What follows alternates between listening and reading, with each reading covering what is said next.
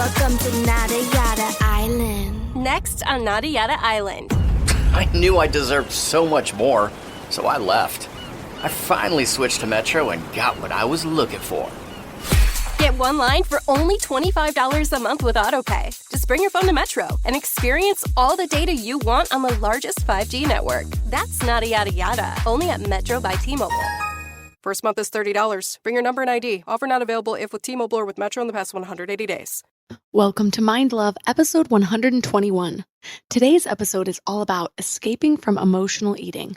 I'm actually going to skip into the part about untangling physical hunger from emotional hunger, because I feel like this is the area that's most tangible. And the people who are listening, you can practice this right away in whatever you're going to eat later today, so that you can start to have your eyes open and experience things differently with food.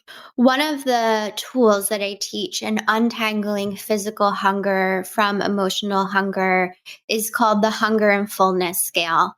A lot of people know about this, but the way that I teach it is a little bit different. Turn up your frequency with Mind Love. Bite-sized brain hacks for seekers, dreamers, and doers. It's time to give your mind a little love with your host, Melissa Monti.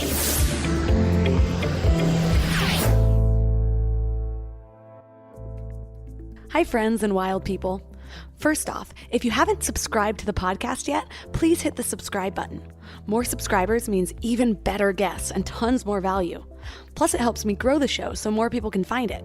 And if you ask me, everyone could use a little more mind love. I want to talk about eating today.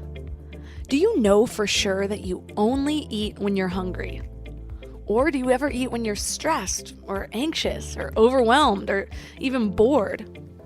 Do you feel like you don't have any self-control when it comes to food? I for sure struggle with this. Today's topic is personal to me. Well, most topics on this podcast are personal to me, but this one has affected my life more than any other topic I've ever touched on. We're talking about emotional eating today. Most people think of their overeating habits as just lacking self-control. But what if I told you that that's rarely the case? Our emotions are major drivers in our eating habits. And if you think about it, this idea can actually be both freeing and a little scary. Like, what do you mean my emotions are making me binge eat? I'm an emotional person, so does that mean that I am destined to be Cookie Monster? I mean, I already get super hangry. But actually, no, it's not even that simple. There are a bunch of factors that make you more prone to emotional eating. And it can become a habit whether or not you consider yourself an emotional person. It's funny because looking back, patterns seem so easy to spot. But while it's happening, it's a lot harder. My eating disorder started right after I found out my dad was dying of cancer. And if you had asked me back then, I would not have thought that these two things were connected. Well, now it seems pretty obvious. If you're a regular listener of Mind Love, you know that I had a 10-year struggle with bulimia. It was bad, you guys. Binging and purging all day long sometimes. Believing I could never be in a relationship because I wouldn't let people close enough that they might catch on to my most shameful secret. It completely took over my life. Even as a kid, though, I was a binger. I remember going to my neighbor's house after school, and her mom gave us each a cookie, and I scoffed. Seriously, one cookie? What am I, a toddler? What is this, an after-school snack for ants? And as soon as her mom left the room, I had cookies on cookies in my pockets. Or Halloween, I'd fill up a whole pillowcase of candy, and then I'd sit in my room watching Clarissa Explains It All, eating pounds of candy at a time. I also did not yet know that I was highly sensitive or an empath. And like most people, I hadn't been taught skills to handle emotions, so food was my escape. Cookies healed heartbreak, Starburst healed FOMO, and everything else cured boredom. And yes, eating out of boredom is a form of emotional eating because you're feeling the discomfort of not having something to focus on through food, when really you should get comfortable being still with your thoughts. And get this, Most food quality sucks. It's full of GMOs and hormones, so it actually adds to our stress and hormone imbalances, making it even more likely that we feel a need to cope, and it starts the cycle all over again. So, let's figure out how to deal with all this in a healthy way, shall we? Our guest today is Jessica Proncini. She's an emotional eating healer and the founder of Escape from Emotional Eating. Her whole mission is to help people use food as fuel instead of a way to cope or soothe or escape their stressful life. And just like it so happens with so many of us, her mess became her message. She created her program and designed it based on her own emotional eating journey because Overeaters Anonymous just didn't resonate and therapy didn't feel like it was enough when it really came to getting help to end her fight with food. And now she's 100% free from her compulsions with food. So she's going to help us do the same thing today. So today, 3 key things we will learn are how to tell if you're actually hungry or eating for emotional reasons, the 4 roots of emotional eating, and how to start healing your relationship with food. And in my final thoughts at the end of the episode, I will share my top mindful eating habits. Some of these simple little actions have honestly saved my life, so stick around for that. Do you want to know the best way to remind yourself that you are in control of your life and your emotions? Sign up for the Morning Mind Love for daily inspirational emails right to your inbox. I get messages from people every single day about how the Morning Mind Love is their favorite way to start the day, or that the message that came through is exactly what they needed to hear. Just visit mindlove.com and sign up right there on the homepage. Plus, you'll get some amazing free gifts when you do. You'll get a free guided binaural affirmation meditation designed to rewire your brain to your highest self. And you'll get one of my favorite tools, a really cool booklet of power lists to help you gain clarity and live with intention. And it's all completely free. Just go to mindlove.com to sign up. Or if you want to make it really easy, just text the word morning to 33777. That's morning to 33777. And now let's welcome Jessica Proncini to the show. Thank you for having me. I'm so excited to be here. I'm curious about your story of emotional eating. My listeners know this is something that's kind of dear to my heart too. It's a different version of it, but a lot of it came back to emotional eating. I suffered from bulimia for over a decade and it got really bad. And even to today, it's still something I have to be conscious about. So how did you get to this place of even understanding that you were emotional eating? And what was your journey? So, my earliest memory of emotional eating was from when I was about 6 years old. And for the next 20 years, I had a real love-hate relationship with food. I felt very compulsive around it. It was something I always thought about. It was the first thing that I thought about when I woke up in the morning. I would constantly be thinking about what am I going to eat? How much am I going to eat? When am I going to do it? And for a long time, food was something that always had control over me and really always haunted me. And it wasn't until I was moving into being an adult that I really started to see how much of a burden my relationship with food really was. And more that what I was experiencing with food was not normal. And I really started to feel out of control. I would say when I was in my mid 20s was when my emotional eating was really at its worst, where I felt the most crazy and compulsive around food. And I remember trying to talk to my friends about it, like, I overate last night and I just always think about food. And they would sort of brush me off and be like, oh, Jessica, like everyone overeats. Let's go work out. And we would sign up for like a workout class. I remember trying to talk to my partner about it, and he was like, oh, Jessica, I'll love you no matter what size you are, which is beautiful and great and everything that we want our partners to say.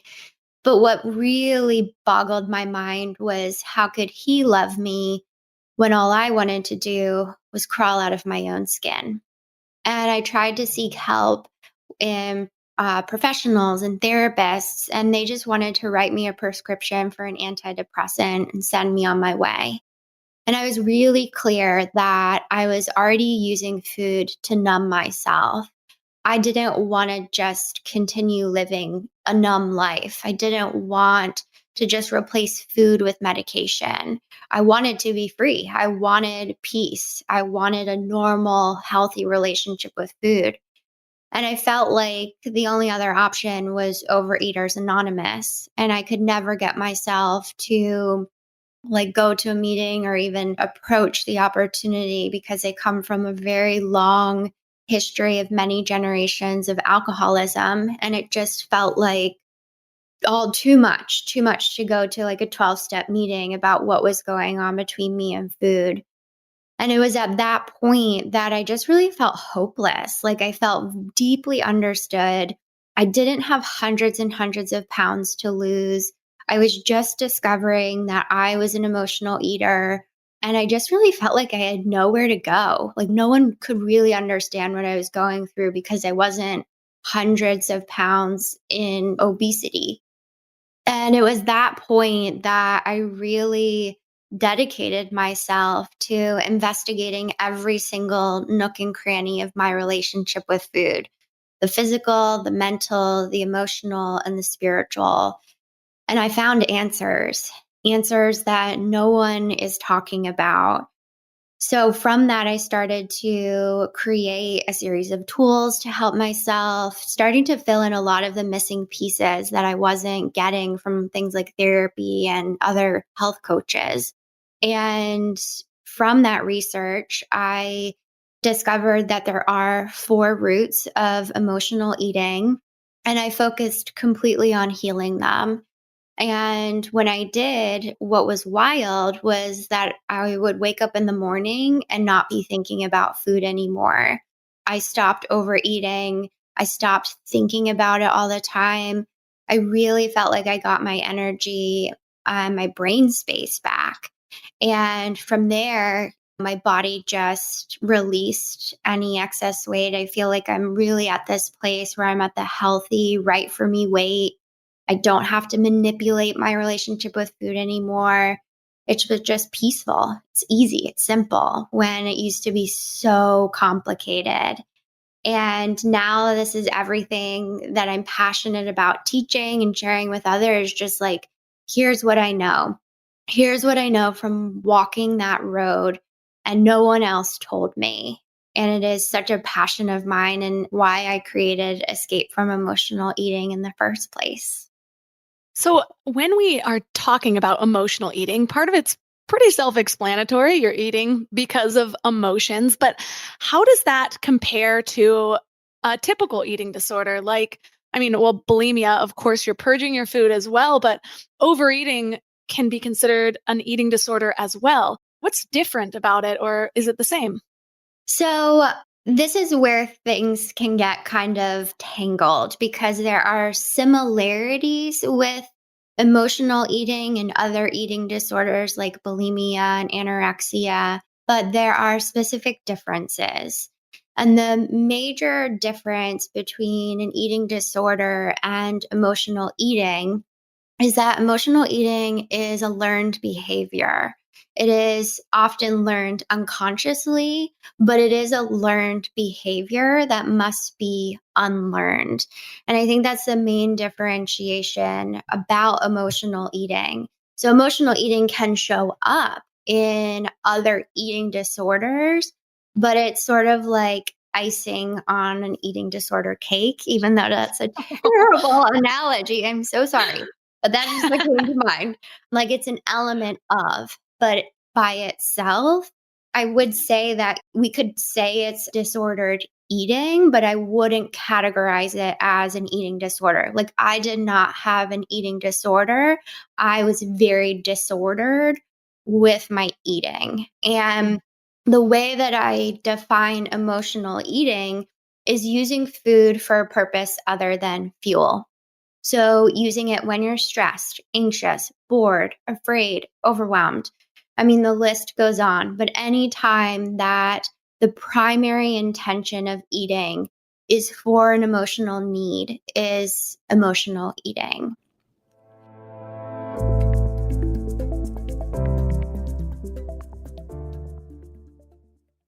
Before we go deep today, I want to give you a little gift, and I want to give it to you every single day. It's called the Morning Mind Love.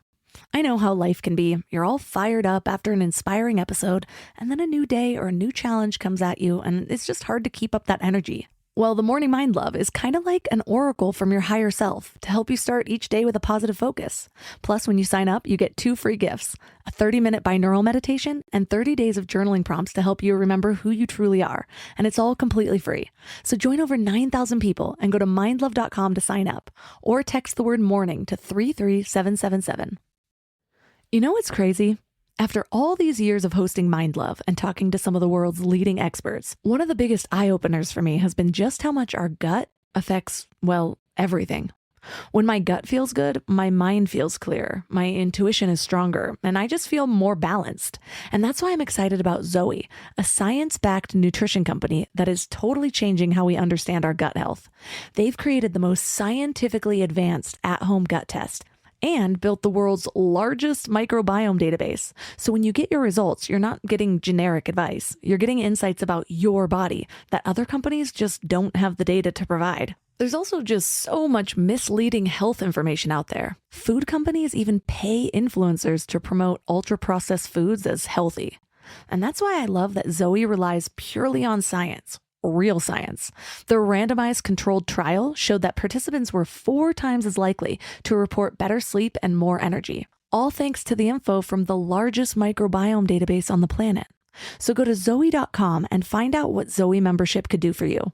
And because you listen to Mind Love, you can use the exclusive code MINDLOVE10 to get 10% off membership. As a Zoe member, you'll get an at-home test kit and personalized nutrition program to help you make smarter food choices that support your gut. That's Zoe.com. Use MindLove10 at checkout. Trust your gut. Trust Zoe.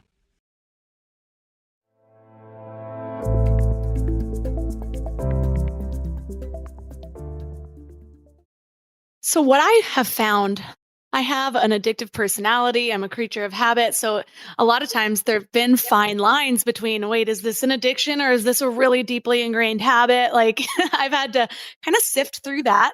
And I think I oftentimes do teeter on that line. But I've found that there's so many things of my deepest habits that I don't realize exactly what I'm doing this for or where it's coming from, including with emotional eating. Like I might think I'm hungry even though I'm not, because it's been going on so long that I forget what that true hunger even really feels like. So how do you know if you or somebody you know is eating for emotional reasons if you're so far in it? Yeah. So one of the things that can really start the process of healing is being curious, right? Curiosity is always the gateway to transformation. So simply being curious and in a conversation with yourself about your relationship with food is where the healing can begin. And then from there, I offer a free quiz on my website, escapefromemotionaleating.com. For anyone who's listening, if you're using food to cope, soothe, or escape and it's holding you back, I encourage you to go to escapefromemotionaleating.com. Take that free quiz, you'll get your results, and I'll tell you what to do next after that. And I think that really is the best way to start to open our eyes to what's going on with food. I offer this quiz in a lot of the workshops that I do, and all of my clients have taken it. And people who come to the workshops and are like, I'm not an emotional eater, they'll take the quiz and they'll be like, oh my God, like I had no idea. Like I am such an emotional eater. And even people who are emotional eaters, they'll take the quiz and then they'll say like, I knew these things, but now they make a lot more sense than they did before. So I really believe that curiosity and just being like, what is this about? Why am I eating right now? And one of the things that I do in all of my programs, one of the steps that we take is called untangling physical hunger from emotional hunger. Because for emotional eaters, it's very tangled, right? Like we can think that we're hungry, but we just ate. So like, why are we feeling hungry? And what is it really about? And it can create like food confusion. So that's why doing the untangling in our work together is so important. So there is clarity, and then we can really pinpoint what needs to change from there. You said that emotional eating is a learned behavior. Where are we learning this? Well, for me, my first teachers of emotional eating were my parents. And interestingly, it wasn't until I started to heal my emotional eating and started to say, I am an emotional eater, that they started to realize, oh, wait, like we are too in their own experience. So that was my first teacher. And then from there, especially today, it really is a cultural thing. And I'm not talking like a cultural thing just in the United States, because I do work with international clients. And it's the same thing, whether you live in the US or Iceland or Saudi Arabia or wherever. But I'm really talking about culture as human beings and the culture to food marketing, even. I get these notifications on my phone from Open Table where you can make reservations like for restaurants. And there's just something about the way that they market that like every message is actually encouraging emotional eating. They're like, oh, had a stressful day? Make a reservation and we'll take care of it. And it's just like, wow. So it's not just happening within our own home and our household, but it's really happening in a marketing perspective and in a cultural perspective, because when it comes down to food marketing, people make decisions from emotional places. So if you can make food emotional, you're going to buy it. And that's really what marketing and food marketers want. So we get it from everywhere, which is really why community, when it comes to healing emotional eating, is a really important part, because I can't tell you how many people tell me, oh my gosh, you mean this? It wasn't just me. This isn't just happening for me. I'm not alone in this. I'm like, no, no, no, no. There are so many people who struggle with emotional eating and don't know that a lot of other people are too. So, what are some of the things that trigger emotional eating more specifically? You said that there are 4 roots to emotional eating. So, I'm curious what you found there. So, triggers are really interesting, and this can get me really fired up when it comes to talking about triggers, because I think there's some miseducation when it comes to triggers and food. So, common conversation around triggers is that like the food is the enemy, right? Like maybe like Reese's Pieces are your quote unquote trigger food. But in reality, the food itself is not the trigger. The trigger is the mental association made with food. Sort of like Pavlov's dog. We kind of already always know that analogy and that story and research of like Pavlov rang his bell and fed his dog. And then the dog would salivate every time that he would hear the bell rung, whether or not the food was there.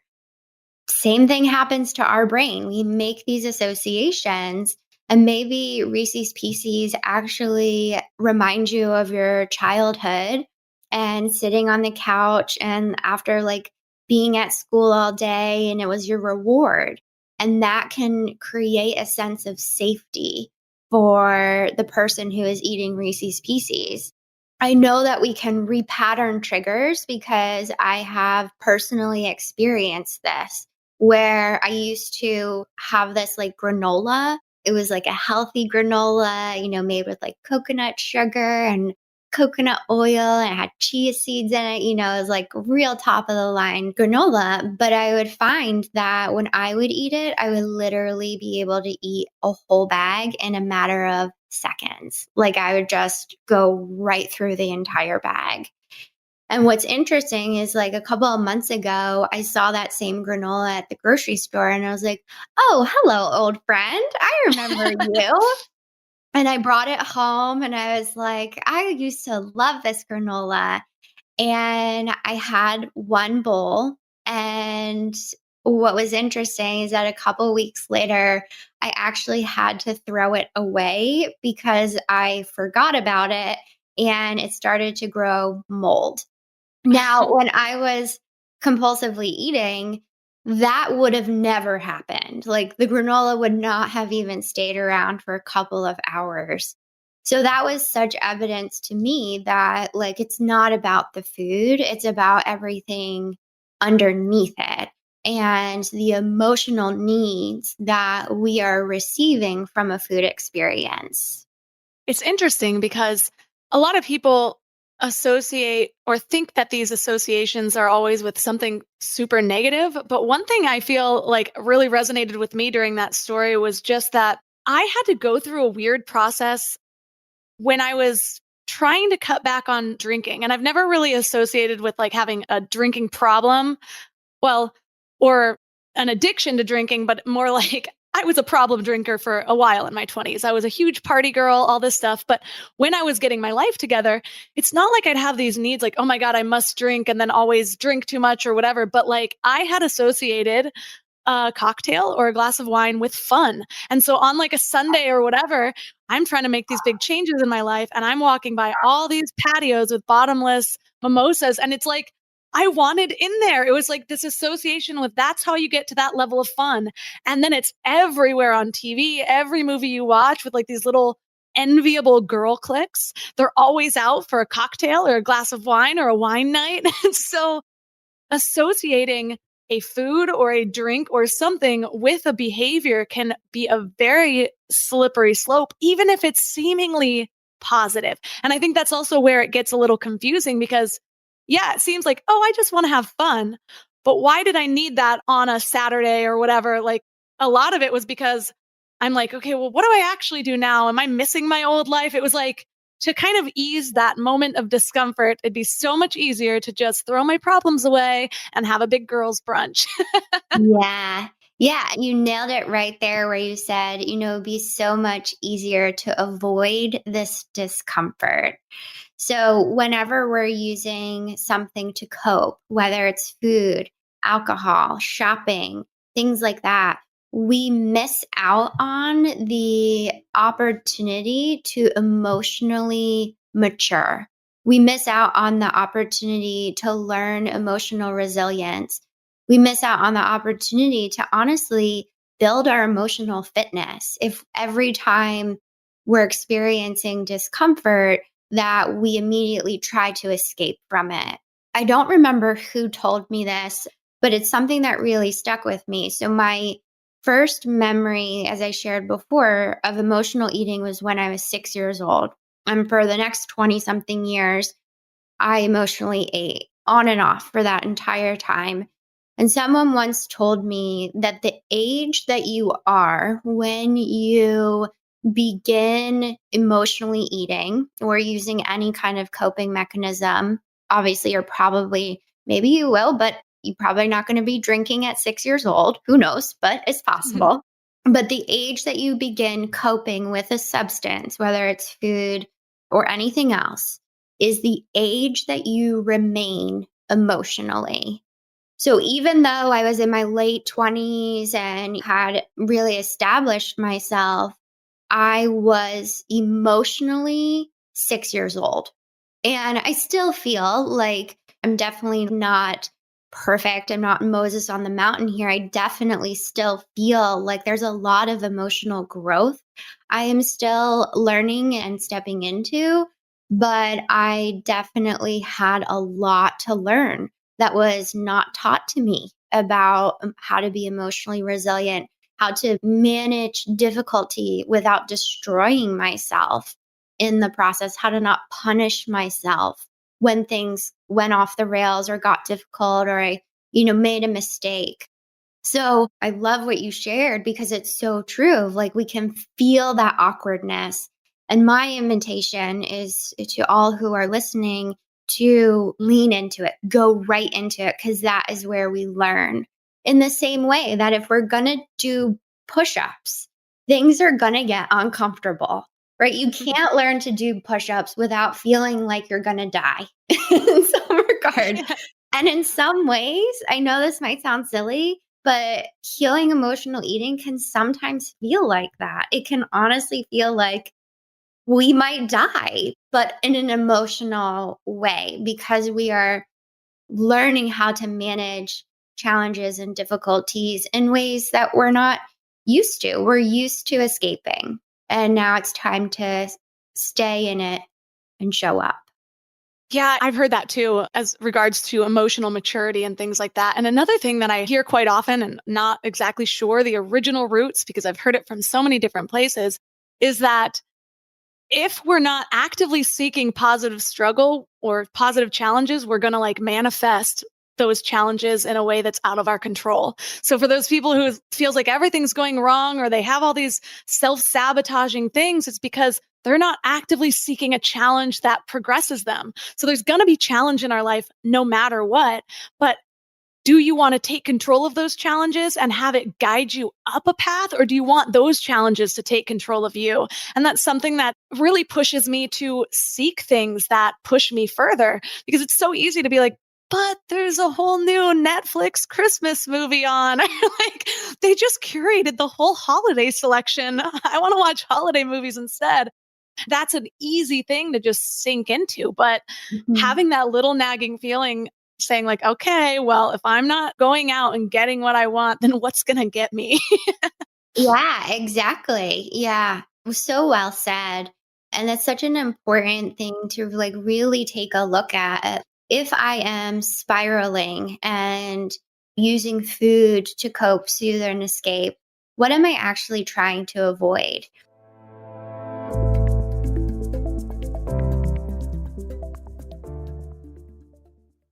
We're all searching for something better in life, right? Better habits, better mindset, better relationships. But when it comes to hiring, searching isn't always the best approach. Instead of searching, why not match? That's where Indeed comes in. If you need to hire, you need Indeed.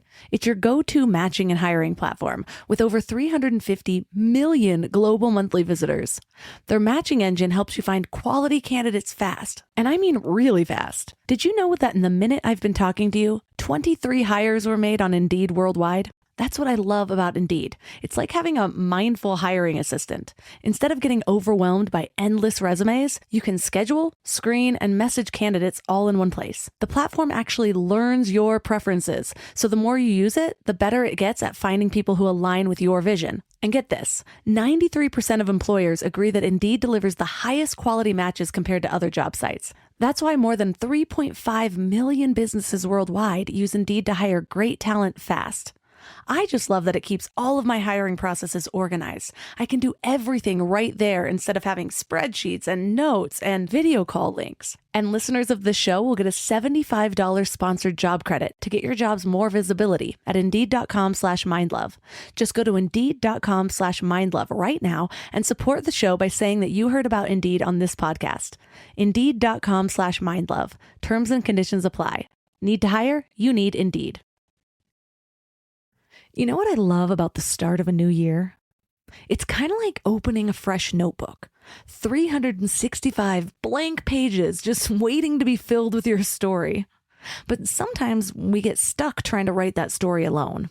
Maybe there's a chapter you've been wanting to revise, or maybe you're just ready for a whole new plot twist in 2025. But here's what I've learned from my own journey with therapy.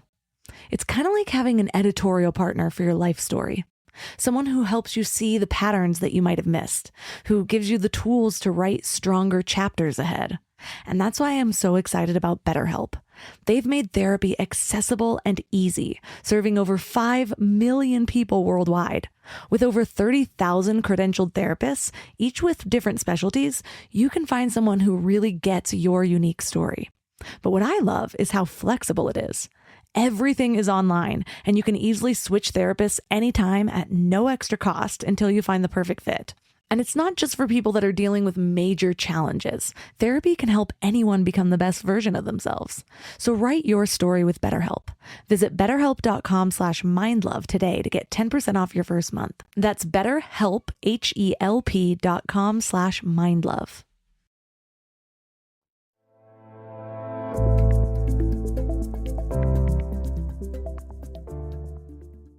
If I am spiraling and using food to cope, soothe, and escape, what am I actually trying to avoid? What growth opportunity is in another area of my life that I'm actually avoiding? And really looking at that, because emotional eating is such an easy way to avoid our growth in any capacity. It just keeps us chasing our tail. I mean, you eat, you feel guilty, you feel shameful, you say you're never going to do it again. You do it again, you eat, you feel guilty, you feel shameful. I mean, how many times do we have to go around the cycle to recognize we're not growing when we're in the emotional eating cycle? I know that common emotional eating foods tend to be those high fat, high sugar, high carbs. Like you never see somebody binge eating spinach through their tears, you know? So, how much of binging is because of emotions and how much of it is just those addictive properties in the foods? Well, it's interesting because this is something that I've recently been teaching my clients, is that the high fat, high sugar foods are the foods that we will tend to emotionally eat on, because when we are emotionally eating, the body is in a fight, flight, freeze state. And those high fat, high sugar foods are survival foods. They're foods that help the body in really packing away the pounds, because in the eating experience, it's really heightened. The stress level is heightened and the body is in survival mode. So part of it is a recognition of what's going on from like a psychological and a nervous system perspective. Then those things start to become addictive. They become addictive because, I mean, sugar, and high fat. Well, number one high fat food is cheese. And that itself is like eating an opioid. And then the cycle begins. But I think it's really important to first recognize that the beginning of the cycle is in our control, actually. And one of the things that I tell my clients is that it's not what you're doing in the eating experience, because usually we've lost control by that point. What matters is, what are you doing miles before you even get into the emotional eating experience? So if you tend to overeat late at night, it's about what you're actually doing in the morning and in the afternoon, and even that middle afternoon time, like right around 3 o'clock, that matters. And I'm not talking about the specific foods that you're eating. I'm talking about, where are you mentally and emotionally? Because when we are in an emotional eating cycle, when we are actually in the experience of emotional eating, we actually lose contact with part of our brain. We've lost contact with our prefrontal cortex, which is in charge of rational thought, which is in charge of like, hey, maybe I shouldn't be eating this. Maybe I should step away. And even if we have those thoughts while we're emotionally eating, the brain is so flipped. We're so much in that fight or flight nervous system that we don't have the capacity to actually control our behavior. So there's a lot of feedback out there and thought and theory out there of like, stop and choose differently. But how many times have we all been in an emotional eating experience when you don't even feel like you can stop? When you're like, I know I shouldn't be eating this, but I can't stop. That is a sign that you've flipped your lid, that you've lost contact with that part of the front of your brain in charge of rational thought. And there are things that need to happen earlier in your day to support you in managing things, so your emotional capacity doesn't become so intense that you're immediately entering into emotional eating. Yeah. And it's a slippery slope too, because a lot of times the moment that you realize you are not supposed to be doing this and but you can't stop, or there's like a second voice that's being like, no, it's fine. Like something about these calories won't count, or this is going to be different. Like it's weird, the things that you kind of convince yourself of. It's like, I'm eating a giant chocolate bar late at night. Why do I think this isn't going to affect me? Tomorrow morning, I'm going to be so regretful. And then I'm going to have feelings of self-loathing, which kind of starts the process over again. I am curious though, because on your website, you had mentioned that you went to nearly 1,000 hours of therapy talking about this. What was missing in therapy? Why didn't that help you? Oh gosh, this is a whole other podcast just talking about that.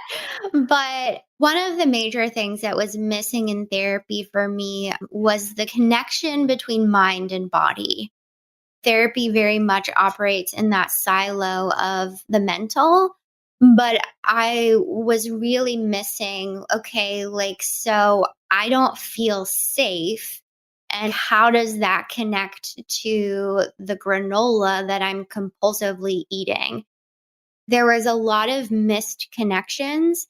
And the therapists that I saw in those like 1,000 hours um, really focused on like life and not on food. It was like I went with the problem of emotional eating, and then we talked about everything else but emotional eating, which is great. I love therapy. I think therapy really works in certain forms. But when it comes to the emotional eating cycle, we need something different. We need something more direct, more straightforward to get right to the root and to really relearn new patterns. And I would say that's another thing that therapy never did for me, was actually teach me the new behaviors. There was some superficial talk about it, like, oh, when you crave things, you should go for a walk. And anyone who has suffered with any kind of disordered eating knows that, number one, when you want to emotionally eat, the last thing you want to do is go for a walk. And even if you do go for that walk, you're going to walk and then you're going to come back and you're going to eat. Or you're going to bring a muffin. And walk at the same time. I've definitely done that, by the way. You walk right to 7-Eleven. There's a DK Donuts around the corner from me. Exactly. My point exactly. And taking that realization of, okay, I know I'm supposed to do this differently, but like, what the heck am I supposed to do differently? Was one of the reasons why I created my retreats called The Escape, because it gives my clients the opportunity to have a hands-on healing food experience. And we eat together lunch and dinner every day of The Escape. And it's like that practice. It's like being in the emotional gym with food. Started going back to that analogy of the push-ups. Like, you're not going to learn how to do a push-up by talking about it. You got to get on your hands and you got to do it. Same thing with food. You can't relearn new behaviors with food by just talking about it. You got to do it and you got to practice it. Those are the things that I teach my clients how to do. Well, so I'd love to get into some of these healing practices. So say people are out there and they're like, oh my gosh, this whole conversation is talking about me. I need help. Where is the first place that they start to start healing their relationship with food? So I'm actually going to skip into the part about untangling physical hunger from emotional hunger, because I feel like this is the area that's most tangible. And the people who are listening, you can practice this right away in like whatever you're going to eat later today, so that you can start to have your eyes open and experience things differently with food. And one of the tools that I teach in untangling physical hunger from emotional hunger is called the hunger and fullness scale. A lot of people know about this, but the way that I teach it is a little bit different. So let's focus just on the fullness scale, since overeating can be very difficult. So on this scale, you want to just imagine a scale of 1 to 10. 1, 2, 3, 4, 5, 6, 7, 8, all the way up to 10. And at that 10 point is that Thanksgiving Day stuff. It's where you're really full, you've really overdone it, you feel sick, you feel bloated. All you want to do is go take a nap. That's a 10 on the fullness scale. Where satiation truly lives, where you feel complete, you feel like you are nourished, you're ready to move on, that is actually at a 7. And that place is what I call eating for integrity. It's about really honoring that you're nourishing your physical body, but separating it from any emotional hunger or those crazy voices that go back and forth in our head when we eat. It's about honoring that place where you know your body needs that fuel and that sort of internal whisper of, I'm full, I'm good, and really honoring that by stopping eating. Anything lower than a 7 on the fullness scale, like if you stop at a 5 or a 4, that's restriction. That is starvation, and that will only set you up for overeating later on.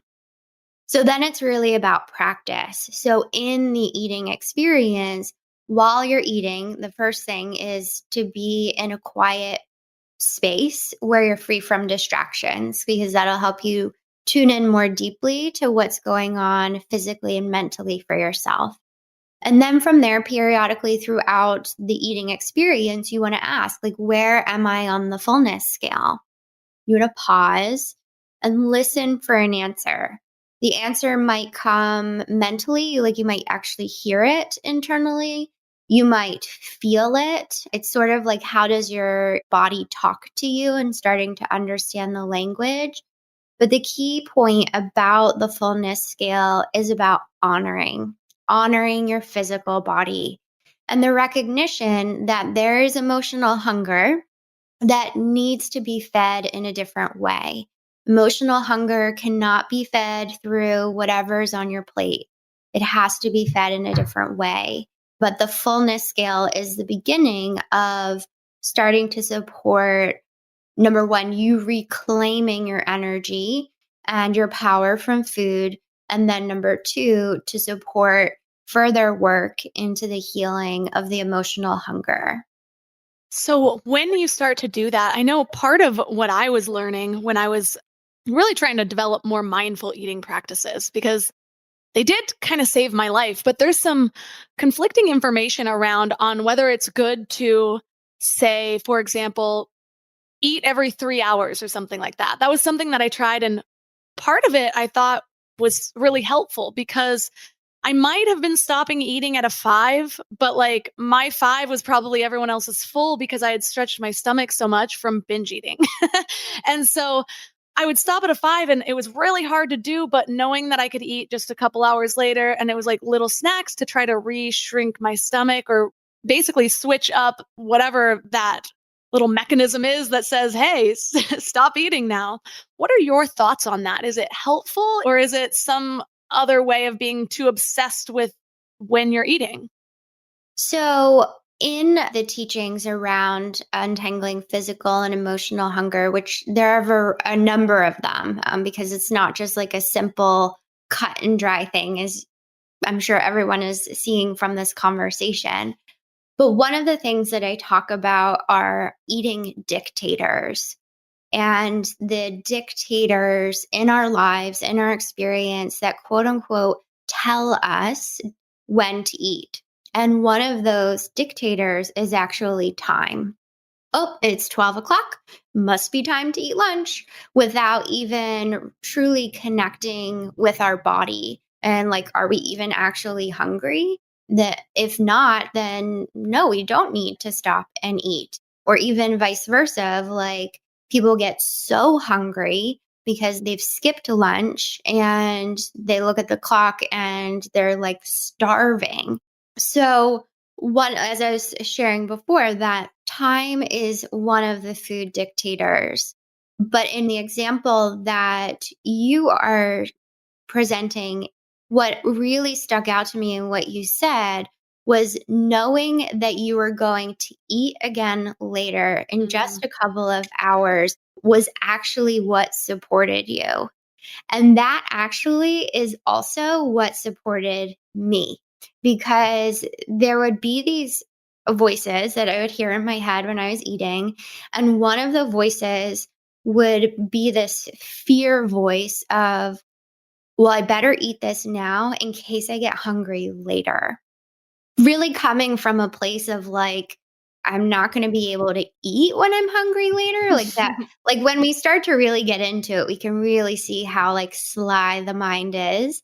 But that was like usually a large motivator to emotionally eat, was like this fear that I might not eat again, or this fear that I might not eat this thing again. So one of the things that I did just to support myself through it was listing out all of the places that I could go get food if I was actually really hungry and didn't have anything to eat. And it would be simple things like I could go to my neighbor's house and knock on their door and see if they had something. I pretty sure I have a can of beans. Like I could probably make something out of that. I could walk half a block to 7-Eleven. I could take a cab to Whole Foods. I could drive to Whole Foods. I just started to list out all of the possibilities of if this actually really occurred, where I was in a position where I was hungry and there was nothing to eat, what would I do? And what I noticed, and in even just doing that practice with myself, what it actually helped me reclaim was like, I am not a victim. I'm not a victim to my experiences with food. I'm not a victim to this world. Like, I can handle it. And that just started to support me in beginning to trust myself again. Trust myself that, number one, I can take care of myself, but really trust myself in my boundaries, particularly like honoring that 7. Like, I will get hungry again later. And there's a multiple options of what I can do to truly nourish myself. I don't need to plan 7 steps ahead and overeat now for like, I just need to nourish myself now. And that's a pattern that we can often get in as emotional eaters, is like very much future thinking. And then we can also even really be stuck in a lot of past thinking, like this happened in the past, this is a difficult experience. And we can really get into a lot of binge thinking about the past or the future. When in truth, what we really need to do is just be in the here and now, just be present, just tend to this moment here and now. That makes so much sense to me. There were so many times that I was just like, well, I mean, it's not like I'm eating that much, and this will be enough for like this meal and the next meal, so I don't have to worry about it. That's not even really how it works. When I eat a lot during lunch, I actually usually feel hungrier around dinner because I've stretched my stomach a little bit more, and then it starts to digest. And then I have this new caliber bar that is set for where I'm going to eat to also, which is going to be a little bit more than I need to. And so to actually stopping and allowing that next meal to come from that next meal instead of trying to pack it in now, like we're not a chipmunk. So that makes a lot of sense. One thing I'm curious about too, that I have so many listeners that I've realized from surveying and whatever that are either entrepreneurs or they're aspiring entrepreneurs, and they're so curious how somebody can go from this moment where it's their deepest, darkest pain. It's the worst thing that's happening in their life or the thing that they have the least control over. And that's so often what we make into our path. Like there's the quote, turn your mess into your message or whatever. And that's really common. So I'd love to figure out, how did you get from that place of being like, I just need to survive and save myself, to now I'm going to help other people?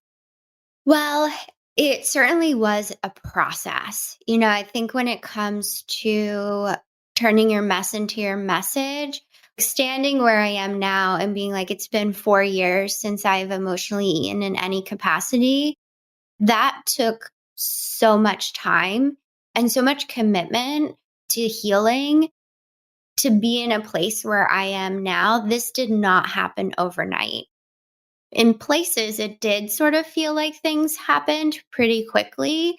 But even as we coming into the new year and into a new decade, I've been doing a lot of thinking of what has happened over the last 10 years? Where was I 10 years ago?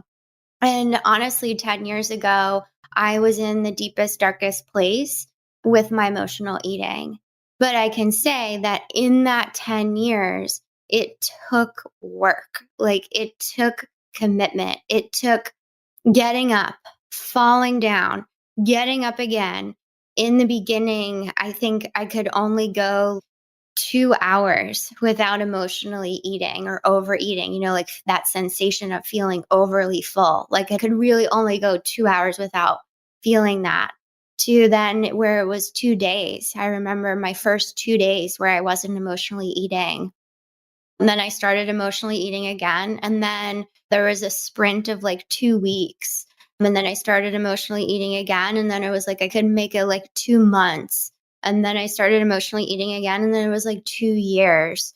And then it was 4 years. So I think there's a lot of quick fixes out there when it comes to food, when it comes to our health, but not when it comes to emotional eating. It took me years. And same thing for my clients. I mean, depending on where they are when we first start working together, it can happen quickly, but it can take some time. And that shouldn't scare anyone, right? Like anything worthwhile is worth the journey. And food is the thing that we do the most in our entire lives. So it's so important for us to really do the real work and heal our relationship with food, because everything gets better when we do, because how we do food is how we do everything. I know for a lot of people in business, there can be a lot of, oh, I made, 6 figures in my sleep overnight. And like in truth, if you really talk to that person, how many times did they try and fail before that one quick hit? How many people did they have to pick up the phone and actually call to invite to their webinar to have that kind of success? Nothing is quick. Nothing is a quick fix. I've been an entrepreneur for 8.5 years, and being an entrepreneur is not a quick experience at all. It takes a lot of blood, sweat, and tears. Same thing with anything. Food, being married, oh my gosh, anything you do, it's going to take time. And I think we have to start teaching people to be patient with the process, because it's worth it, but you got to stick with it. It's so true. I was interviewing somebody on the concept of learning. Like he developed a framework on how to learn called ultra learning. And it's really fascinating. But one thing that he says is when we were growing up, how long did it take us to learn the English language? How long did it take us to walk like we weren't drunk? You know what I mean? Like it took a while. And then we've forgotten that, it takes more than sitting down and watching a 20-minute YouTube video to actually learn something. You have to show up every day. But that was just so much a part of our life as we're growing up. We have to remind ourselves anything worth having is going to take some time to get there. So thank you so much for sharing both your journey with your relationship with food, as well as turning that into a profitable, inspiring business that helps tons of people. So for listeners who are really resonating with you, where is the best place to connect with you online? Come on over to escapefromemotionaleating.com. That's where I'm hanging out, where you'll find a tremendous amount of resources. And as I said earlier, feel free to take that quiz so you can have a deeper understanding about what's going on in your relationship with food and find out the next steps on how to heal it. So that's escapefromemotionaleating.com. You can go there to find out my Instagram, Facebook, and all that stuff too. But escapefromemotionaleating.com is the main place that I hang out. All of the links from this episode will be in the show notes at mindlove.com/121. First of all, if you're struggling with emotional eating, just know that there is hope. I finally feel free. I still have some struggles with thoughts, and a few years ago, when something from my past came back to haunt me, I did have to face some old demons again. But in the day-to-day, I'm free. And I did not used to think that this was possible. The most important thing to remember is to love yourself through it. Have compassion for yourself, as hard as that may be, no matter where you are in the journey, even if you do have a full-blown eating disorder and you're binging and purging. Beating yourself up right now is not going to help you get out of it. I promised you my top mindful eating tips. I say that these tips saved my life. And that's because when I was in the depths of my bulimia, I honestly don't know how much longer I'd have survived the lifestyle that I was living. And most of these things just have to do with a little bit more intention and a little bit more awareness. So here we go. Number 1, pause before eating. Maybe you say grace, give a moment of gratitude, or maybe you just take a moment to see and smell your food. Your senses are all involved in digestion, so this really does help prepare your body and help you come to the present moment. Number 2, breathe. It sounds simple, but how often do you find yourself inhaling your food? Or you don't even really remember eating it? This also just helps you slow down, which allows that feeling of fullness to kick in instead of eating so fast that you don't even know that you went over your limit. Number 3, practice portion control, even before you start eating. Use a smaller plate and put the rest of the food away before even sitting down so you're not just tempted to get up there and get another scoop. Number 4, only eat when you're eating. Don't scroll through social or watch TV. You want to be in tune with the whole eating process. And number 5, eat whole, nutritious foods. Foods with unnatural ingredients only add to the binge cycle. Processed foods are made to be addictive, and then we feel shame for not being able to control ourselves. It makes no sense. It's like trying to do just one line of Coke and expecting to stop when you have the whole bag in front of you. That is just playing with fire. I did an IGTV video with these tips a while back, so if you want a refresher and some added inspiration throughout your week, hit me up on IG at MindLoveMelissa. And if this episode was helpful, please share it with somebody who needs it. So thanks for giving your mind a little love today, and I'll see you next week. Thanks for tuning into Your Higher Frequency with Mind Love. Head to mindlove.com for a free gift to keep your vibes up until next week.